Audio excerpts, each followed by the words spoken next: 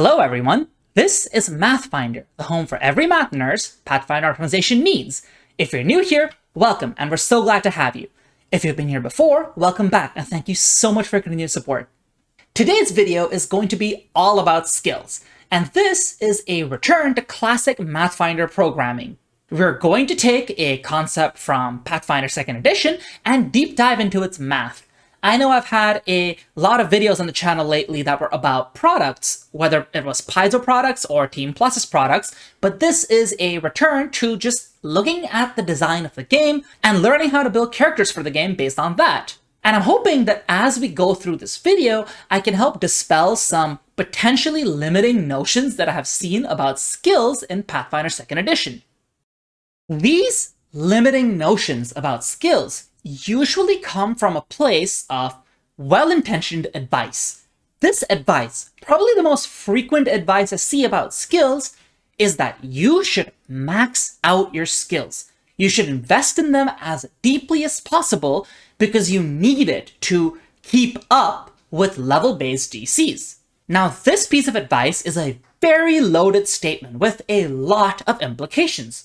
For example, one immediate implication of the statement is that you should be taking 3 different skills and maxing them out as trained, expert, master, legendary as early as possible. So one skill at levels 1, 3, 7, and 15, another at 1, 5, 9, and 17, and the last one at 1, 11, 13, and 19. These are the standard levels for skill increases that all characters that are not rogues or investigators get. Then there's the implication that skills that are not maxed out become irrelevant at higher levels. This comes from the fact that you are suggesting that you needed to max them out to keep up. So if you don't max them out, you will fail to keep up. And presumably the fall off gets worse and worse and worse for each opportunity to max them out that you pass up on. Lastly, there's the hidden implication that your attribute modifier and your item bonus are sort of nowhere near as relevant as your proficiency. And this is a particularly easy implication to fall into because proficiency bonus looks a lot bigger than the other two because it incorporates your level. And then these implications, they naturally lead to 2 problematic conclusions, 2 particularly problematic ones. First, that optimal play involves letting different party members be completely independent and specialized in sets of 3 skills each. Why is that? Well, the game has 17 skills. Assuming a party of, say, 4 characters, that means you're only going to have 12 legendary skills if everyone's on a standard class. Assuming there's a rogue, investigator, thaumaturge, etc. thrown in there, you'll have maybe 14, 15 legendary skills. So clearly it's in your party's best interests to diversify as much as possible, have entirely separate, independent, specialized sets of skills. And then the person with the highest skill relevant to the topic should be the main or even only person to attempt checks at higher levels pertaining to that skill. It would be suboptimal to let somebody else participate because they run the risk of critically failing, and crit fails have bad effects in this game. Now, there's actually nothing wrong with the conclusions in a vacuum. If you take this argument to the top, maxing out your skills is necessary to keep up with level-based DCs, then those implications follow naturally. And from those implications, the conclusions will follow naturally. But is the premise true? The premise is what's often stated as a truism in the community, and these conclusions follow naturally. But in my opinion, this premise is incorrect. You don't actually need to be maxing out your skills to keep up in this way. I think skills offer you a lot more freedom of choice than this premise would lead you to believe. And I hope that by the end of this video, I have convinced you that that's the case. Speaking of freedoms of choice, though, I wanted to talk about a third-party supplement I just got my hands on. It's called Blackpowder, Magic, and Plot. And 2 of the creators behind this company are prolific posters on BlueSky. I have linked their accounts below. This book is designed to add a lot of thematic and fun options associated with the Gunpowder Age and thematically associated with the revolutions against power. There are options for several new spells, There's an arcane ballistics wizard thesis. There's a Blackpowder doctrine for clerics. And, as you would expect, there are a lot of new ways for the gunslinger. And there's a whole bunch of other options that is too much to get into in just this one little blurb. My favorite addition, though, is the revolutionary, a new muse for the bard flavored around using your art and using your platform to support the fight against tyranny. You gain powerful new focus spells designed to increase your allies' mental resilience and zeal in the face of this tyranny, and new feats that represent punching up against power. I recommend checking out the supplement. The quality is great, and I believe they're planning on continuing to support it with errata and the like. The link to this product is in the description below. Let's get back to the video. Before talking about any math, let's first just delve into the conclusions that I talked about on the previous slide. The idea that you should just wait around and let the specialists do their thing, and that it's most optimal for the party to just have several specialists who have very different sets of skills. First, a straightforward one. Not everything is about optimization. This is an optimization-focused channel, and I will still be the first to tell you, do not interrupt the person with 2 less charisma than you just because it's more optimal for you to be doing the talking. Unless it's a life or death situation, let people do the roleplay that they built their characters to be decent at. It's okay. That being said, you will soon see that it is in fact optimal to have a redundant character who has a little less investment in a skill right beside a specialist. They're both relevant. This will be a 2-part argument. First, DCs, and second, constraints. So let's get into that. Not every DC you face is level-based. Simple DCs do exist. They will often come up for skills that engage with the environment. Athletics to navigate climbing or swimming or jumping. Acrobatics to navigate uneven terrain or squeezes. Survival to forage for food or find shelter. Avoiding such DCs necessarily requires a GM who never uses the environment to challenge the party. And that is fair. Some GMs may not like doing that. But I'm willing to bet that most GMs will at least sometimes do so, because even most adventure paths do so. And you will often find that if your party is not at least a little bit generalized, you're just going to wait around for someone to have a spell that magics the situation out of existing. And that's fine, but that's not the most reliable way. And having a little bit of generalism in your party will help you not need to be prescient with the scrolls you buy all the time. And even setting aside environmental DCs, level-based DCs still can be lower than your standard level-based DC. This is a very common mistake people make. DCs are not supposed to scale with your party's level. They're supposed to scale with the target's level. And the target, in fiction, might just not be as high level as your party. They'd have a good reason to be of a lower level. If you're, say, a level 12, level 13 party walking around a town and the guard captain accosts you, that guard captain is probably not a level 12 or level 13 character. That guard captain is likely several levels under you. Individually, he wouldn't even be a threat in combat to your party. His threat to your party is the ability to stick several hundreds of other guards on you, including troops that might be able to match your party in some capacity. But individually, he would still have low enough DCs that anyone in your party can convince him, even with just trained diplomacy, if you're trying to convince him of something. And secondly, subsystems usually just mandate the inclusion of lower DCs than your standard level-based DC. This is true for every subsystem that's intended to last longer than a round of checks. Influence, chase, research, infiltration, no matter what you look at, if the subsystem is intended to be extensive and involved, there's usually one standard check you can make that engages with a standard level-based DC, say diplomacy for influence or athletics for chase. And then there is a whole host of lower DCs that you could try and exploit. Say in that influence encounter, it may be something like deception and society and religion.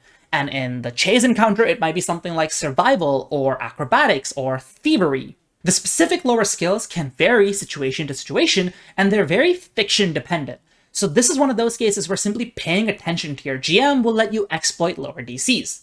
But that is where the other half of the argument comes in, because looking just at the DCs, one can still argue it's optimal to let specialists do their thing, and it's optimal for the party to be composed of 4 different specialists who are as separate from one another as possible. But that is where constraints come in. You cannot always wait for the most optimal person to engage with the thing. Quite frankly, it would be silly to think that that's something you could do at every single table, in every single situation, all the time. Any kind of a constraint can prevent this from happening. The most optimal person for a situation might just be unconscious. The most optimal diplomacy user might just not be liked by the person you're negotiating with for some unrelated reason. Any number of in-fiction things can cause a constraint that force somebody else, somebody with a redundant skill set, to step in. And importantly, one of the biggest constraints that can pop up is time constraints. Subsystems often come with time constraints. For example, influence will often come with a number of rounds you have to convince this other person before they're kind of sick of listening to you. And if you just let the one person with maxed out diplomacy talk to them while everyone else is silent, you're probably not going to get the best possible result on the subsystem. You might get an okay result, but you won't get the best one unless the party is willing to collaborate and engage with the system as a whole. This is also where those lower DCs from subsystems come in. When there is some kind of a time constraint task, you will usually have a specialist that is consistently, round after round, engaging with the problem, but then it's also the generalist's job to try and dig into those lower DCs, figure out what is best to use. This isn't a mathematical or theoretical thing, by the way. I am playing a wizard in a high-level campaign, and my non-legendary skills, including some that are a trained or expert, are still quite relevant. Even if we run into a task that's a specialty for somebody else in the group, I can still contribute by just looking for lower DCs. And the way I contribute is important if there's a time constraint that prevents us from just waiting for the bard to solve the problem. Think of a high-level character that has, say, 2 or 3 legendary skills versus one that only has 1 legendary skill and a whole bunch of expert and master skills. The latter is actually much more likely to find a lower DC, and that is what makes generalists and redundancy so important. If your party is all specialists with no overlap or redundancy, you will often run into problems where the most optimal person is the only one who can engage with the problem, even when there's a time constraint that makes you wish everyone could engage with the problem. But if there's at least one generalist in the party, that problem is hugely mitigated, and suddenly time constraint problems are so much easier to solve. So you cannot rely on independent, non-redundant skill sets. Generalists are good, and redundancy is good. And then, of course, sometimes checks just kind of require everyone to participate. Stealth, everyone must participate. Even if you follow the expert, everyone has to participate. Even if you're using Quiet Allies, a skill feat, the person with the lowest modifier must participate. This is not just stealth either. I talked about those environmental checks earlier. If the whole party needs to get over a wall and there's not enough castings of fly to go around, everyone needs to participate.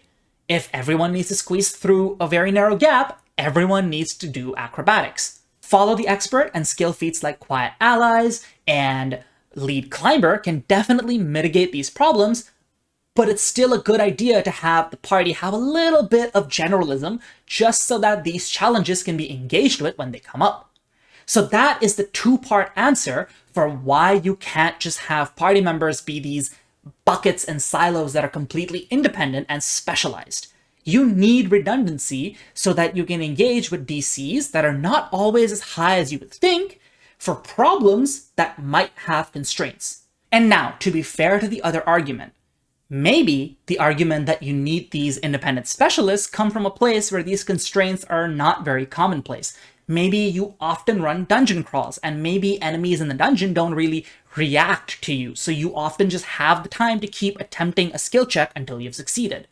If that is your playstyle, that is fair, you can ignore this slide. But I'm willing to bet that's not the majority of tables. In fact, at most tables I've played at, we just ignore situations where constraints are not there. Because usually if there's no constraint, success is a foregone conclusion. And if success is a foregone conclusion, many of us find it boring and we skip that section and move on.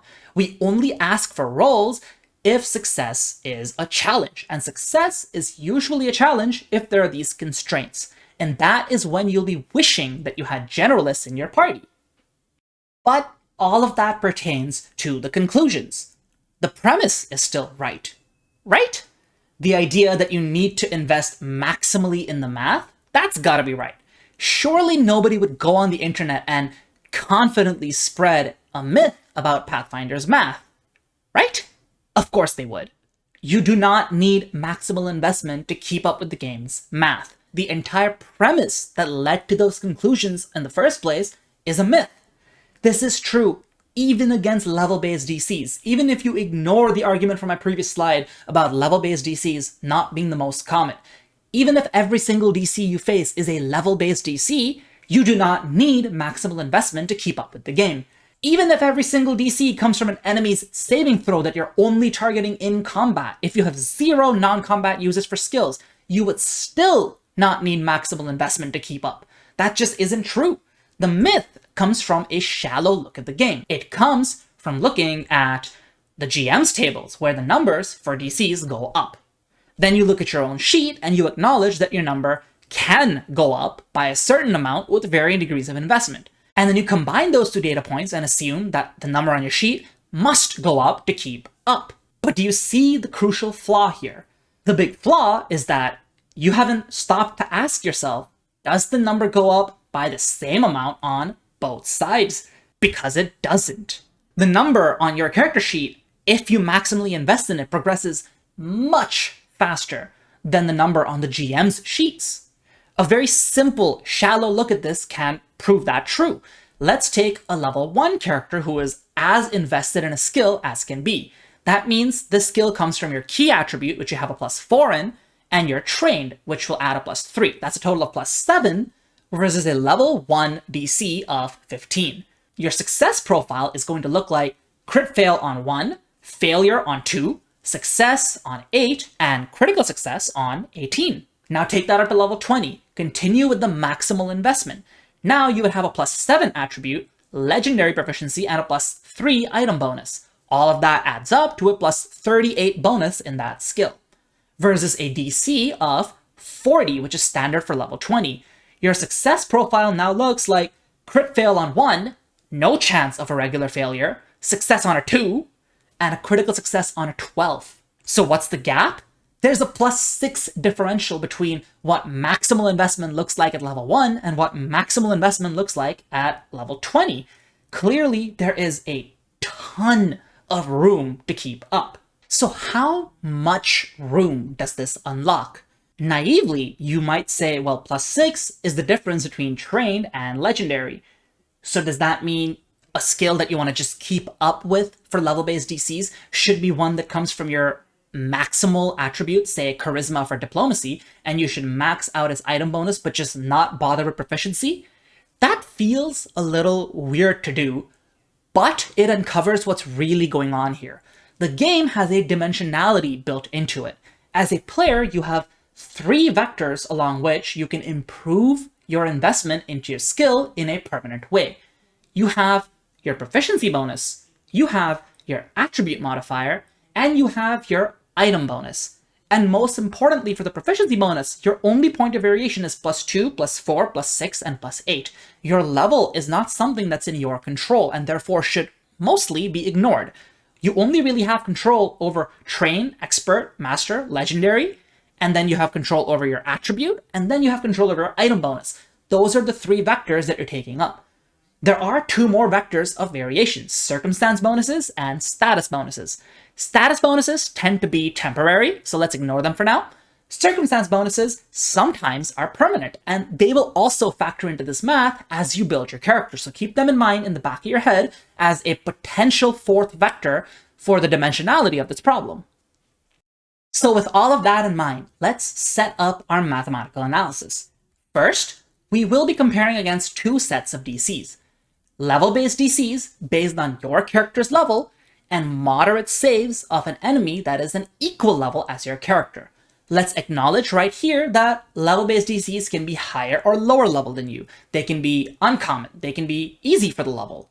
Likewise, saves can be low or high for the same level. They can also just be of a higher level or a lower level than you. These points of variation do exist, but we're fixing them for now just for the sake of analysis. Next, let's look at proficiency and item bonus investment. I'm going to have 4 tiers of investment for these. I'm going to collapse them into one dimension. I mentioned that proficiency and item bonus are technically 2 independent dimensions, but I made the assumption that thematically they would go hand in hand. You're not often going to find a character that is trained in a skill but has gone all the way to +3 item bonus in that skill. It just thematically doesn't make very much sense. So let's assume that they're related dimensions. Maximal investment means train, expert, master, legendary at levels 1, 3, 7, 15, and a +1, 2, 3 item bonus at levels 3, 9, and 17. High is a little less than that. Train, expert, and master at 1, 7, and 15, +1 and 2 item bonuses at levels 5 and 13. The exact breakpoints I chose are ultimately arbitrary. You can go a little earlier on some of them, you can go a little later on some of them, depending on gold and room in your build. Likewise, moderate has trained and expert at levels 1 and 9, and a +1 item bonus at level 7. And then there's minimal investment. You get trained at level 1 and nothing else. This is what I'm terming as minimal because there's also a 5th category under this of no investment, where you just don't even have trained. You're gonna fall behind level-based DCs on something you don't even have trained in. Untrained improvisation will definitely mitigate that, but you will still be behind minimal investment in that case. So let's treat minimal as the lowest thing that is still important to analyze. And then attribute will be treated as a different dimension in this problem. First, we will be assuming maximized attributes.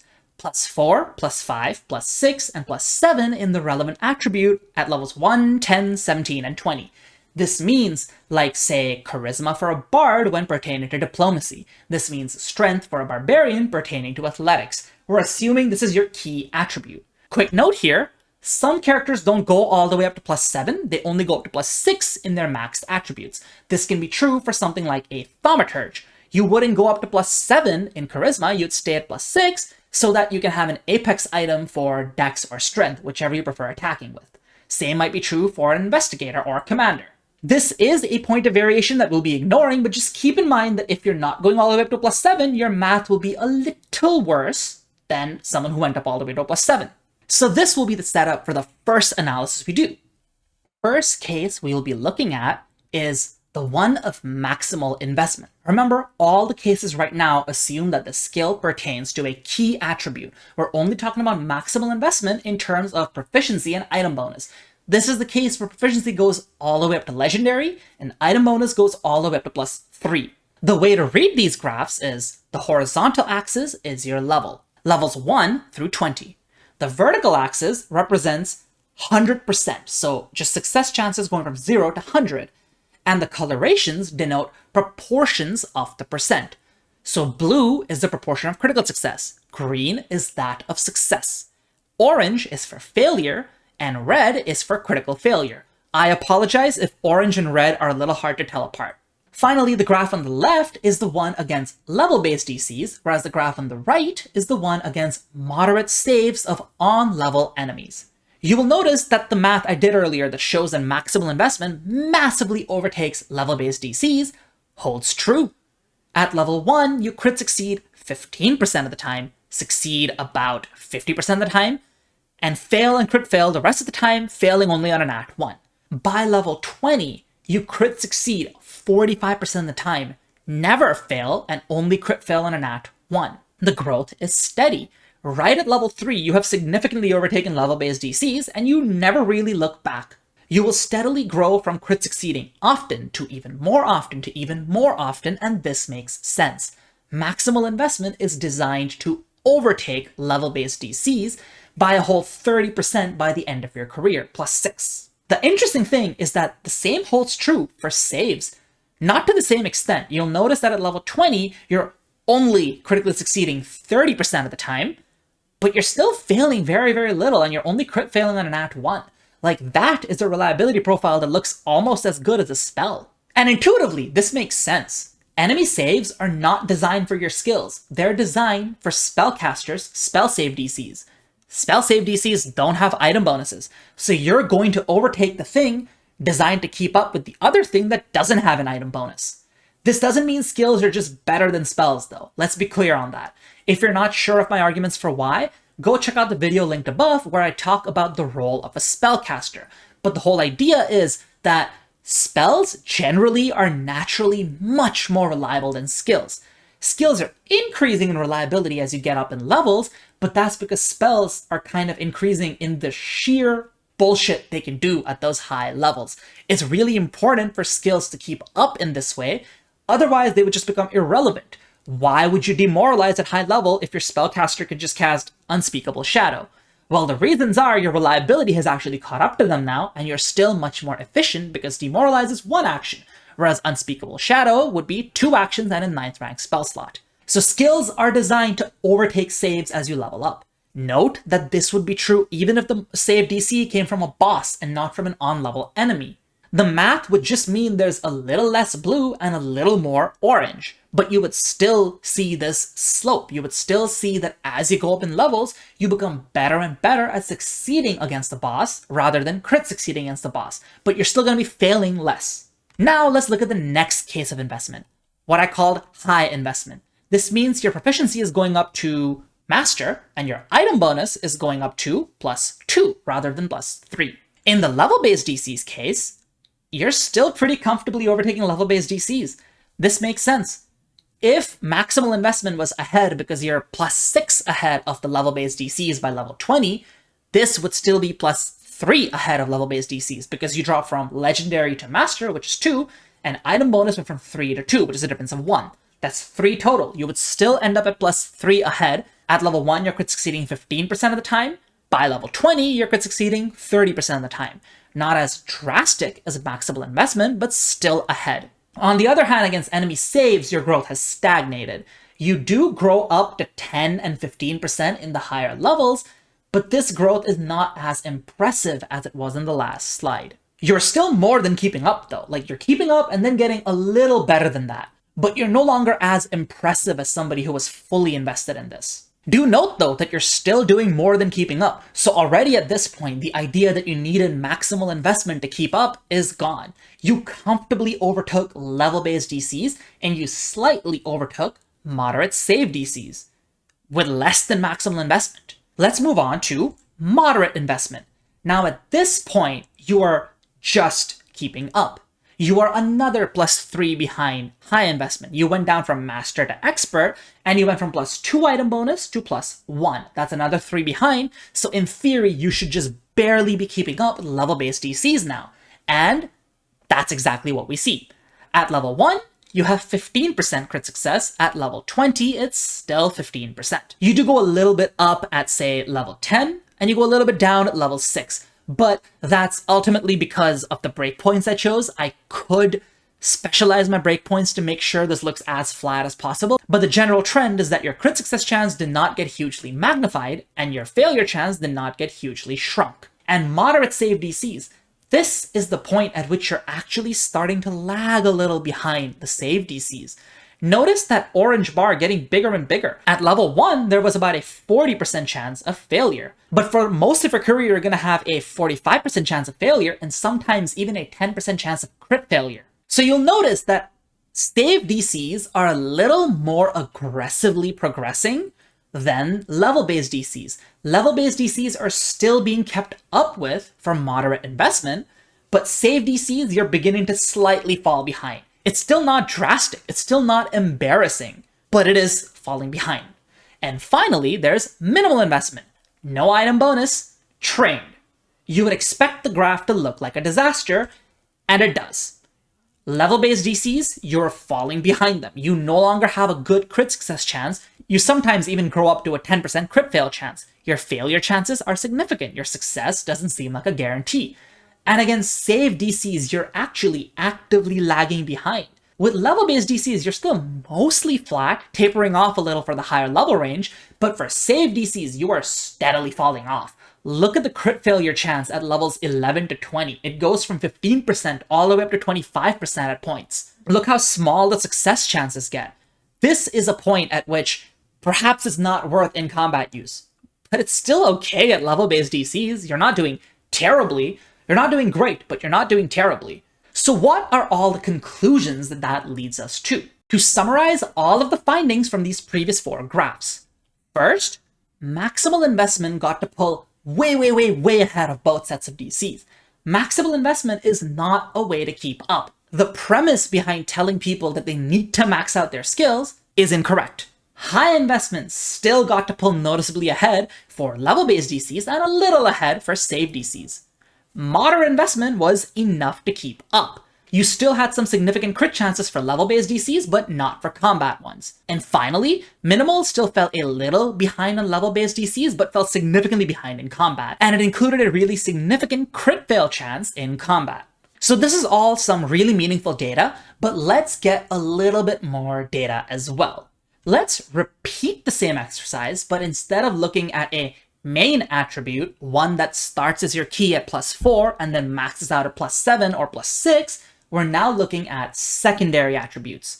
So this means at level 1, you would have a +2 in this, like say a fighter's charisma that they're sometimes going to demoralize, or a sorcerer's intelligence that they're using to recall knowledge.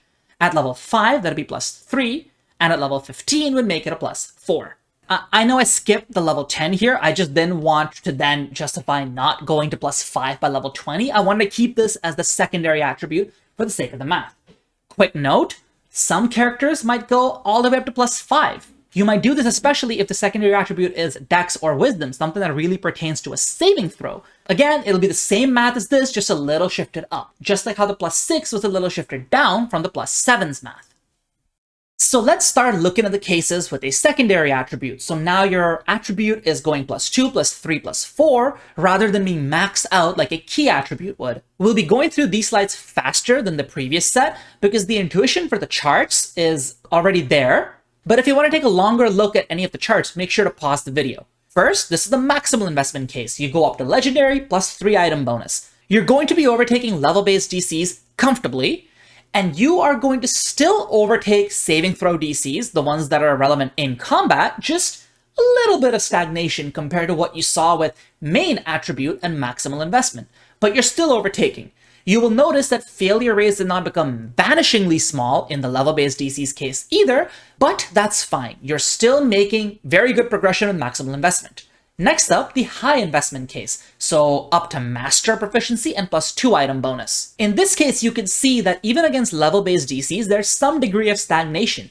Failure rates are not shrinking too much, even into the highest levels. Against saving throw DCs, you have completely stagnated. You're not really progressing in levels at all. But remember, you're not falling behind. We're all the way down to something coming from your secondary attribute, so it's not your main key attribute, and you're not maxing out your investment. You're just going up to master and +2 item bonus, and you're still keeping up with enemy saving throw DCs in combat. Remember this, because this will be relevant when we talk about what this tells us about skills later. Then there's moderate investment, up to expert proficiency and +1 item bonus. This is the one that on your main attribute was the break-even point between the +6 and just the +0 with respect to level-based DCs. Here, again, you'll notice that you're breaking even with level-based DCs. This makes sense. The attribute is a relatively constant modifier to what you can do. So when we were talking about the main attribute, you were at roughly a +2 or +3 ahead of somebody with a secondary attribute. All that means is that whereas the one with the main attribute was crit succeeding 15% of the time, you're crit succeeding 5% of the time. But other than that, you're staying steady. Moderate investment is still helping you not fall behind level-based DCs, but not overtake them either. It's still a break-even point, whether you're in a secondary attribute or your main one. Against enemy saving throw DCs, you're starting to fall a little bit behind. You can see failure rates rising because saving throw DCs are tuned a little more aggressively than level-based DCs. And finally, minimal investment. And as you'd expect, the numbers do not look good here. Your critical failure rates are rising in both cases, much more aggressively against saving throws, so keep that in mind. When investing in a skill for combat uses. Against level-based DCs, you're not terrible, you could still participate if it's necessary, but critical failure is a real risk now, so keep that in mind. So what are the conclusions this leads us to? First, to summarize all the results. Maximal investments still pulled very ahead. You were not critically succeeding as much as if this was your main attribute, but you still progressed ahead because your attribute is more or less a static shift, whereas your progression is mainly coming from how much you invested in your proficiency and item bonus. High investment pulled slightly ahead of level-based DCs, but only kept up with saving throws. Moderate investment started falling behind with saving throws, and there was a concerning crit fail chance. and minimal investment had a horrifying crit fail chance against saving throws, and that is really important to consider when you're plotting out your skill progression. The math overall looked like a downshifted version of the main attribute case, which, as I keep repeating, makes perfect sense. You are somewhere between -2 or -3 behind the main attribute at all level ranges, which means you just have a downshifted version of the math. So where does that leave us? I spent a lot of time debunking math that I called out at the beginning of this video, but now that we have done all this math, is there a plain language, intuitive answer for how you should be investing in skills? And yes, there is. That's what the rest of this video is going to be about. First, we'll be talking about combat skills. Let's leave non-combat for later. Within combat, the first and most important factor is that if a skill is going to define your character's build, you have to invest in it heavily. When I say build defining, I mean something like athletics on a strength marshal who likes keeping a free hand for crowd control purposes, or performance on a bard that has picked up the polymath and maestro muse so that they have a bunch of things they can do with performance, like demoralize, fortissimo composition, lingering composition, counter performance, etc. In these cases, high and maximal investment should really be your only considerations. You don't want moderate investment on something you're going to be using so frequently.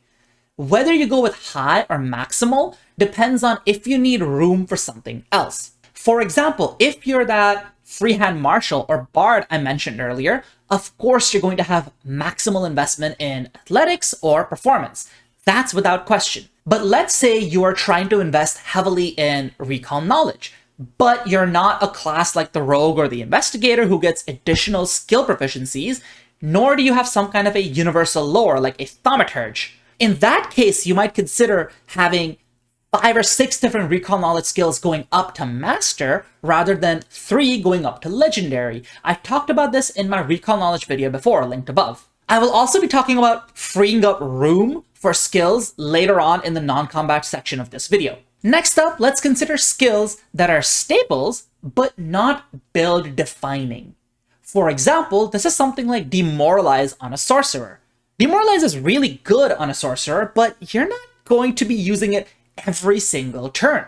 You're going to be sustaining spells, you're going to be moving, you're going to be using spell shapes, you're going to cast 3 action spells, you're going to use 1 action focus spells potentially.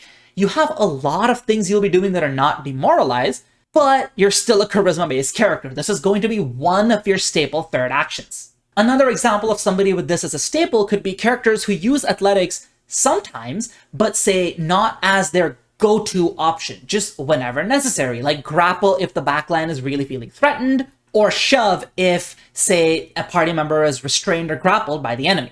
In these cases, I like going down a little to perhaps high investment or moderate investment, so you go up to master or expert rather than gunning for that legendary like in maximal investment. I find that with this level of investment, I can still succeed and critically succeed relatively often and quite reliably, but since I have not gone all the way up to legendary as quickly as possible, I have freed up a lot of room in other places. Next up, let's talk about tertiary skills. Tertiary skills are the ones that you don't even use frequently enough to consider them a reliable third action. These can be quite low in investment. Think about a marshal who just throws out a demoralize when they don't have a better third action to take. It's not a big deal if you fail or crit fail. It would be nice if it lands, so maybe have moderate investment, but if you're down to minimal investment, it's not going to be a disaster. You're going to be fine regardless. Maybe by the time you get higher up in levels, you'll just stop using the skill, and that's fine. This can even be true for risky skills. I'm certainly not recommending that you use athletics with just trained all the way up at level 18 or something like that, but it can still be relevant. You might throw out a recall knowledge with a skill you're only trained in or just expert in, and if it's not something really, really critical, the bad information can't really mess you up. Certainly don't do this if you're relying on that information. Don't ask about an immortal enemy's regeneration weakness with your tertiary recall knowledge skill, so make a judgment call. But tertiary skills can also be used for the risky options sometimes. I will note here that a skill that is both coming from your secondary attribute and has minimal investment, so you did not go above trained and did not get an item bonus, these skills will become flat out worthless in combat at high levels. They will have such a low success chance and such a high critical failure chance that they won't be worth using. This is okay. As you level up, something you have minimal investment in just takes the backseat. You might still, once in every 10 combats, throw out that random demoralize because you had nothing better to do, but you will often have something better to do. And this means that depending on if you're in your main attribute or your secondary attribute, you have a little bit room to play with. For example, let's take that bard we talked about earlier, the one that maxed out performance. Let's say that they left diplomacy at trained because they maxed out performance, and they still have the bon mot skill feat. Even at level 20, you might throw out a bon mot. It's coming from your charisma, which means you're going to do okay with it. It may not work. That's okay. No big deal. On the other hand, the marshal who wants to throw out demoralize off of their secondary charisma stat that's also not gone above trained, it's probably just not worth doing at all. Maybe consider taking that demoralize up to expert at some point, using all this room you freed up by being clever about how you invest in skills. This is another aspect of how you can free up room for skills by not maxing out a certain skill. Finally, a bit of a special note. Circumstance bonus and status bonuses exist.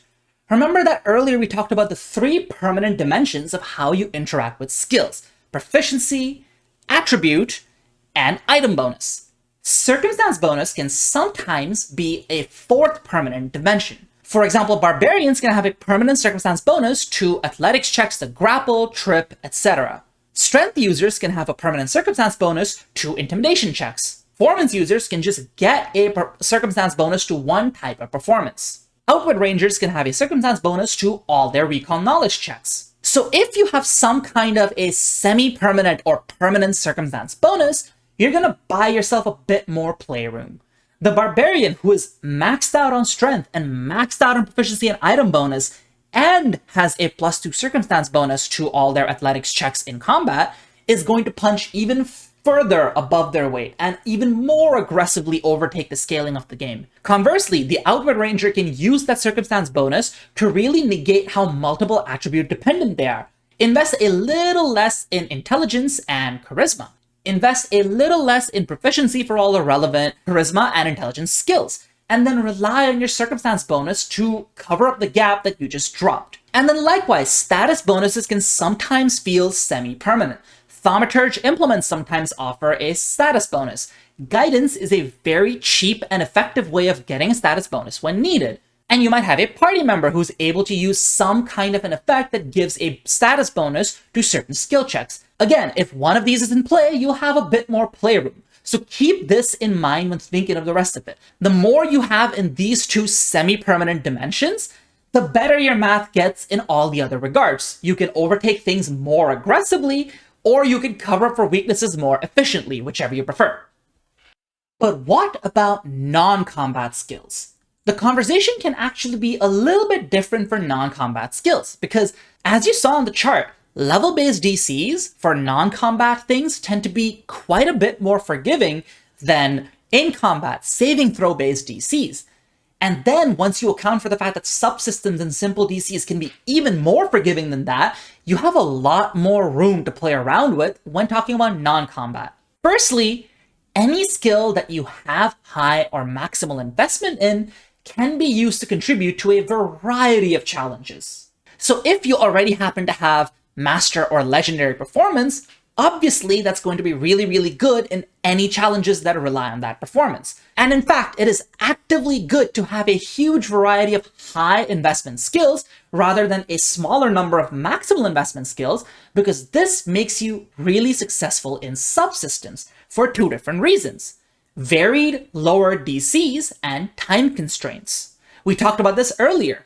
Most subsystems will have an in-fiction reason for one skill to be better than another. If you have a lot of good skills, you're just going to be better at engaging with these if you're paying attention. And time constraints can mean that even if your high investment is below somebody else's maximal investment in the same party, you still have a good reason to participate. And even if both of those are not true, even if you're in a situation where the person with the much higher investment than you can just be the only one who participates, you can still aid them.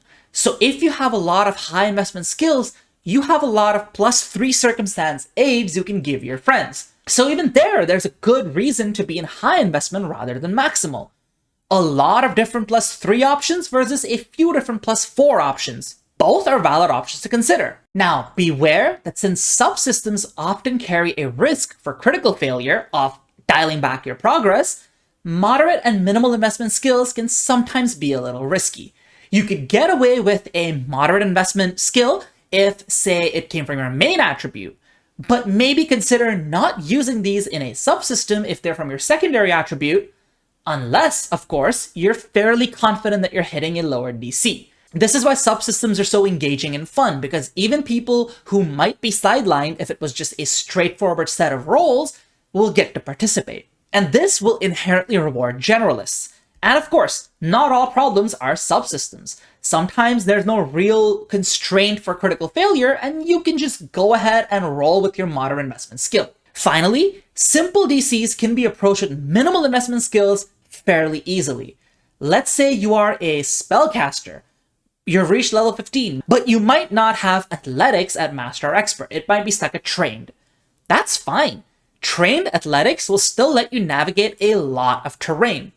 Maybe you might bring it up to expert so that you can unlock a higher tier of things you can do. For example, graduating from climbing a tree to climbing a wall with some handholds. Simple DCs are also really nice with assurance because it effectively assures that you will overtake those DCs eventually. You can't roll bad on them, you will just automatically roll a 10, and that will often be enough to beat a simple DC. For example, assurance in a trained skill will let you beat a simple DC of 15 at level 3. In an expert skill, you'll be able to beat the expert DC of 20 as early as level 6. So assurance interacts really favorably with simple DCs, but even without assurance, your minimal investment skills will be able to keep up with simple DCs eventually. But why bother to lower the investment at all? This is the elephant in the room we keep coming back to. Why not just max out everything? I have been alluding to this throughout the video, but the main reason is to make room for other things. If you're maxing out 3 skills to legendary, you might not be hitting those subsystem DCs that I keep talking about, and there's a whole host of other things you might be making room for. Now we will talk about making room. Why you would bother reducing your best skill proficiencies to hit something else in the first place. Some of these are factors I have already alluded to throughout the video, but I will still go into detail in them here. Others are brand new considerations that you might not have seen before. First, consider that your party composition might just expect that from you. For example, let's say you're the only face character in your party. You are a sorcerer in a party full of people with fairly minimal charisma.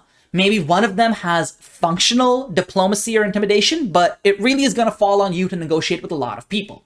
You are going to be simultaneously responsible for diplomacy, deception, and intimidation. Imagine if you follow the traditional advice of maxing these up to train, expert, master, and legendary as quickly as possible, and just these three. These three are your main skills. And then you get in combat, and you get grappled, and this is a high level, so your trained acrobatics is not enough to break out except on a nat 20. That's gonna feel terrible for you.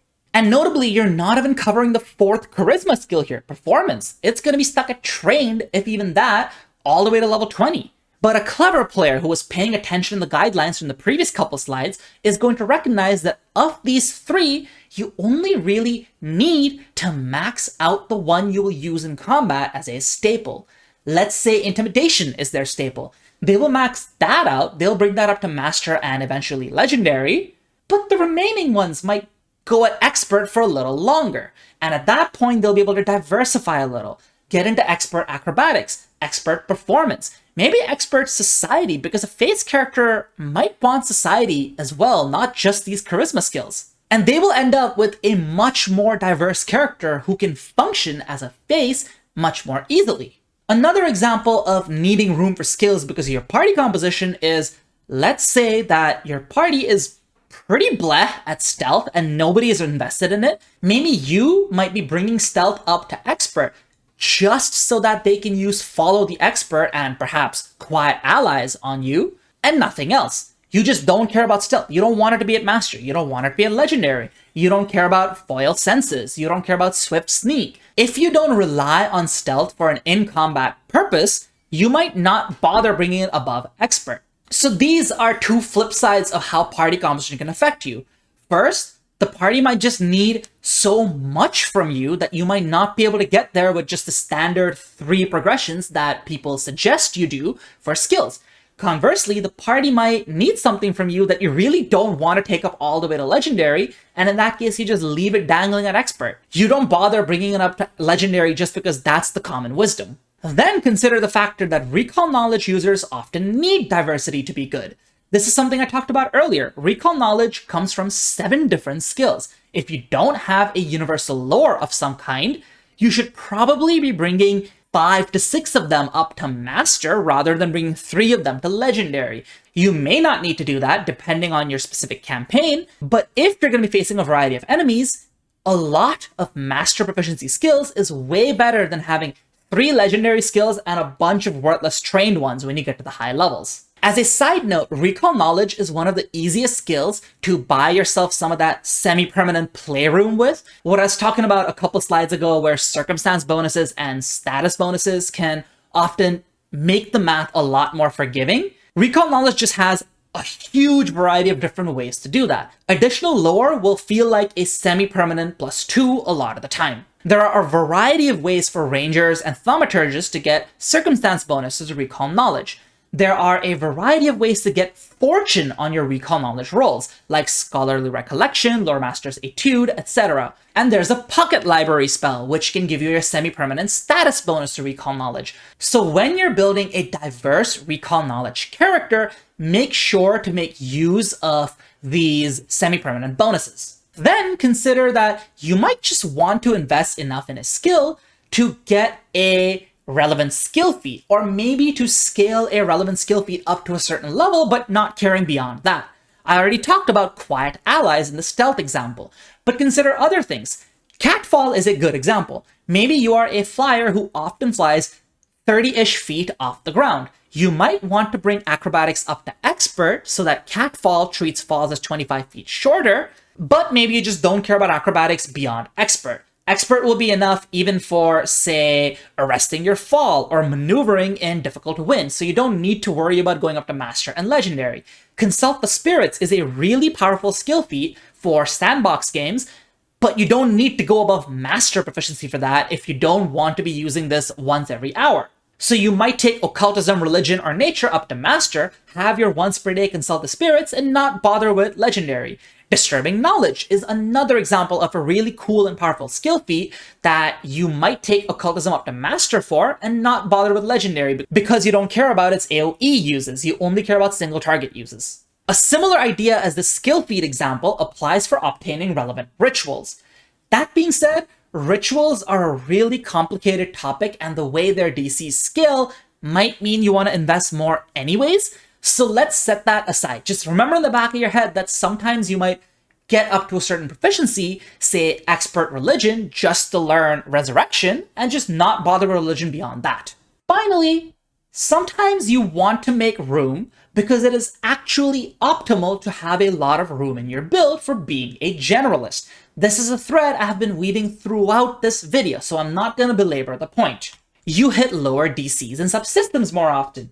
You address strange situations more often, like say needing to forage for food suddenly. And redundancy can be very good depending on in-fiction constraints that may prevent the specialist from doing everything they want all the time. So all of these factors combined mean you want to be making room in your skills. Just because you can go up to legendary doesn't mean you always should. Think of the factors in the previous couple slides.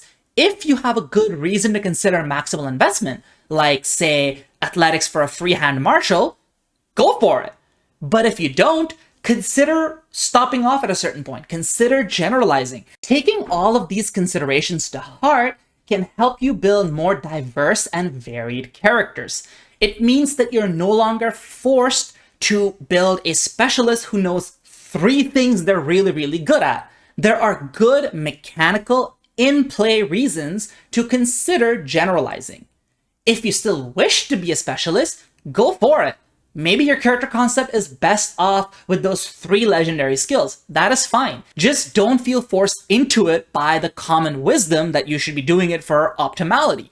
It is not necessarily optimal. It is often a good idea to diversify, and it's going to be both fun and powerful.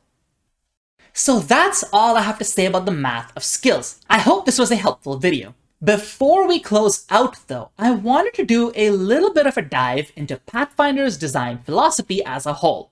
If we inspect the claim that we have been debunking throughout this video, the idea that 3 legendary skills is all that matters and everything else becomes useless, this would be a horribly punishing way to design this game that's supposed to be about capable, epic, and high fantasy characters, wouldn't it?